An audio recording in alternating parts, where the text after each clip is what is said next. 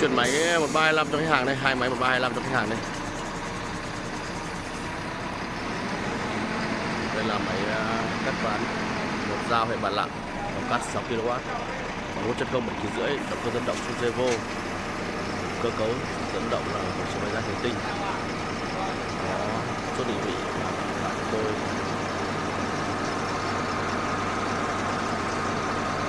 Đây là máy 325 cắt 3 kg, chuyển lên cắt các bậc